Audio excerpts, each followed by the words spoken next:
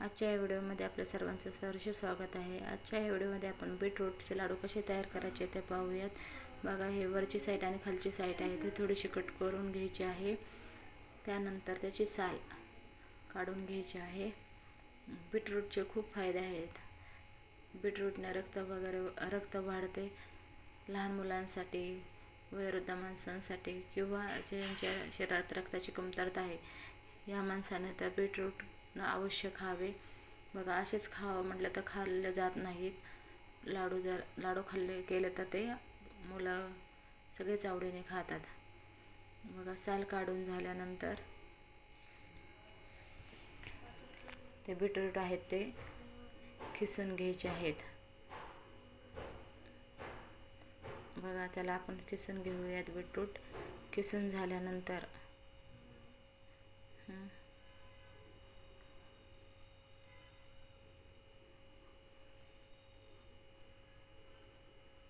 बघा, जेवढे आहेत तेवढे सगळे बीटरूट खिसून घ्या। खिसून झाल्यानंतर गॅसवरती एक कढई ठेवा। बघा, त्यामध्ये थोडेसे तूप टाका।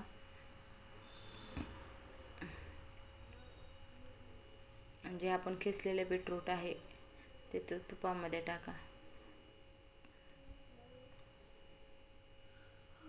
बघा, ते तुपामध्ये चांगलं तळसून घ्या। बघा, आता ते थोडेसे हलवून घेऊन चांगलं गरम वगैरे होऊ द्या।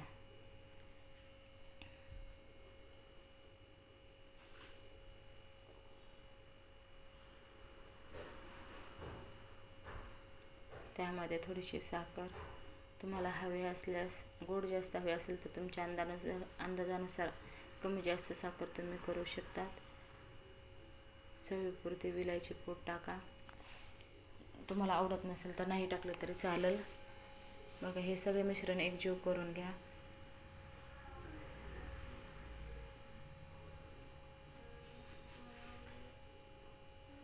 आवश्यकतेप्रमाणे दुधाचा शिपका दिला तरी चालेल किंवा नाहीच दिला तरी चालेल, गरजेप्रमाणे। बघा, नाही टाकले तरी जमतात।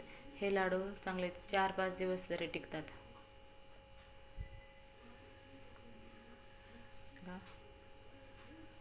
त्यामध्ये थोडे ड्रायफ्रूटचे अर्धे काप करून टाका, म्हणजे ते जरा दिसायला पण छान वाटते आणि दाणेदार दिसल्यावर लहान मुलं पण आवडीने खातात।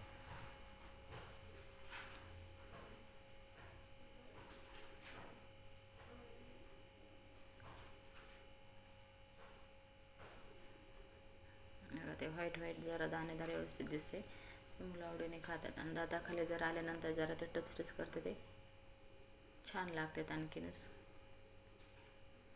आता हे मिश्रण थोड्या वेळ थंड होऊन द्यायचे आहे। थंड झाल्यानंतर बघा, आपण अतिशय छान लाडू बांधता येतात। बघा, लाडू बांधून घ्या। आणि हे जर लहान मुलांना दिले तर ते न खाण्यासाठी नकारच देणार नाहीत, आवडीने खातील। बघा, तुम्ही हे लाडू बनवून बघा, कसे वाटतात ते सांगा। तुमचे लहान मुलं खातात का नाही ते पण कमेंटमध्ये सांगा। आणि रेसिपी आवडली असेल तर चॅनलला लाईक आणि सबस्क्राईब करा।